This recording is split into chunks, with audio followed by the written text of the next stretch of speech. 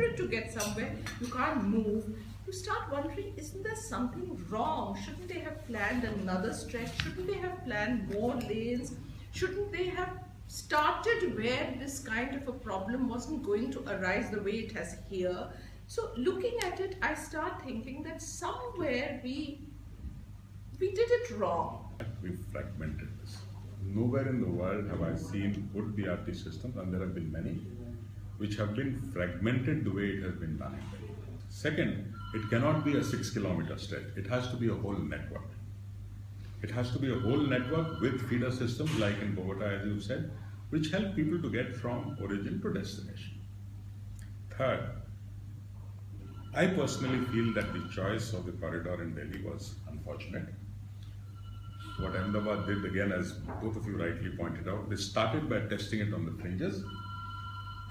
And not only did they test it in the fringes the way it is, they created an extra lane so that existing traffic is not affected. After that, when they came into the center, there was very little resistance. It was conceived that the bus will get priority. The bus passenger or larger number of people would switch to buses, and then there would be decongestion. Decongestion is something which, again, I do not know on a small experiment whether we could agree, but that was the idea. The mistake that was made, and I have nothing against this concept, I'm all in favor, was that BRT was seen as a public works project. It was not seen as a system. So, RITES did the construction management.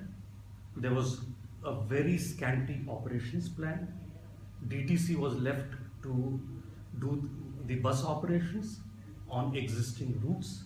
We tried to compromise and squeeze the BRT through it. It was a whole series of compromises which distorted the system. There are only 2 lanes, and one gets reserved for buses and one is left for cars. And this is true in many European cities at present, because that's the only way to resolve the problem of movement inside the city. Because unless you have reserved lane for high occupancy vehicles and or buses, there is no way ambulances, fire trucks, police vehicles, etc. can move in the city. And this is true for all cities in the world today, because there is no city in the world, even small cities, which don't have congestion. I don't know who came up with this scatterbrained idea of bus stops in the middle of the road. It's bizarre. It is nowhere possible, nor successful. Calcutta had these trams, as trams were referred to.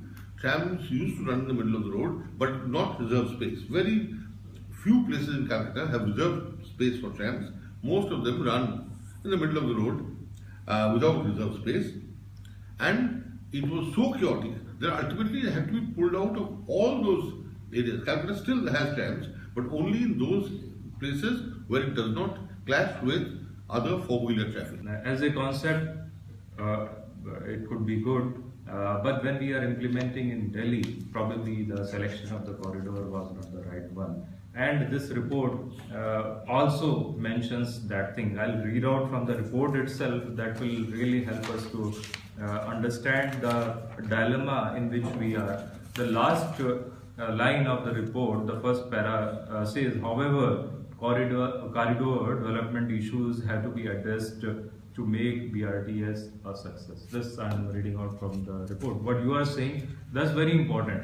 Now, corridor selection is a very technical job. Once in principle we have decided that okay, we are going to have it as a part of an overall strategy of decongesting a city, then maybe in select corridors, wherever maybe partly, maybe in greenfield projects, whenever the city is developing, a full circle could be there, a full circuit could be completed in that kind of way.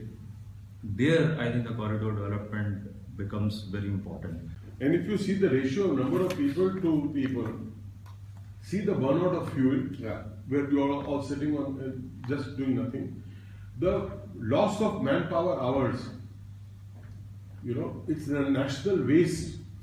And if you have one bus which was carrying 50 people, and there are 30 cars which are carrying 2 to 5 people, not every car is 2 people. There are also 5 people and 4 people. number of people stuck for those 50 people has not given us the advantage. If this choice of stretch was wrong, the corridor was wrong, then somebody had to take preventive action then. And now we are going on missing, and that's where I wanted to come in as a magazine, that if the concept of BRT is very good, I don't know, it must be very good, but we have given it a very failed start by using a wrong corridor. So we should pull this corridor out at least and then choose our corridors appropriately.